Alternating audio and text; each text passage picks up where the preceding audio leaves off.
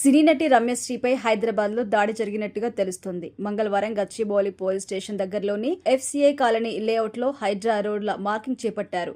ప్లాట్ల యజమానుల సమక్షంలో అధికారులు మార్కింగ్ చేస్తుండగా ప్లాట్ ఓనర్లలో ఒకరైన రమ్యశ్రీ, ఆమె సోదరుడు ప్రశాంత్ దాన్ని వీడియో తీసుకుంటున్నారు. ఇదే క్రమంలోనే సంధ్యా కన్వెన్షన్ యజమాని అయిన శ్రీధర్ అనుచరులు వారితో వాగ్వాదానికి దిగారు. మా స్థలంలో మేం వీడియో తీసుకుంటే మీకేంటి ఇబ్బంది అని రమ్యశ్రీ ప్రశ్నించగా వారు ఆగ్రహంతో రెచ్చిపోయారు. క్రికెట్ బ్యాట్, కత్తితో రమ్యశ్రీతో పాటు ఆమె సోదరుడిపైన కూడా దాడికి ప్రయత్నించినట్టుగా తెలుస్తుంది. ఈ ఘటనతో భయాందోళనకు గురైన బాధితులు నేరుగా గచ్చిబౌలి పోలీస్ స్టేషన్కి వెళ్లి కంప్లైంట్ చేశారు. సంధ్యా కన్వెన్షన్ శ్రీధర్ ఆగడాలకి అడ్డుకట్ట వేసి తమకు రక్షణ కల్పించాలని వారు కంప్లైంట్లో పేర్కొన్నారు.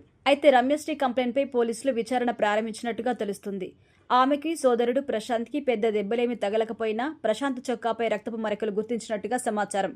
గచ్చిబౌలి లాంటి రద్దీ ప్రాంతంలో పోలీస్ స్టేషన్కి కూతవేటు దూరంలోనే పట్టపగలు సినీ నటిపై దాడి చేయడం కలకలం రేపుతోంది. ఈ దాడి ఘటన సోషల్ మీడియాలో పలువురు ఖండిస్తున్నారు.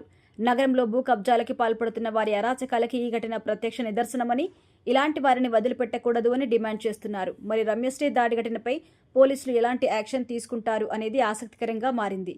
అయితే సినిమాలో చిన్న పాత్రలు చేస్తూ గుర్తింపు పొందిన రమ్యశ్రీ ఆది సినిమాలో వేసిన రోల్ని ప్రేక్షకులు ఎప్పటికీ మర్చిపోరు. అందులో ఎల్బీ శ్రీరామ్తో చేసిన బూస్ట్ సీన్కి థియేటర్లో నవ్వులు పండాయి. చిన్న చిన్న నెగిటివ్ రోల్స్ చేస్తూ వ్యాంప్ పాత్రలకి కూడా ప్రసిద్ధి చెందారు.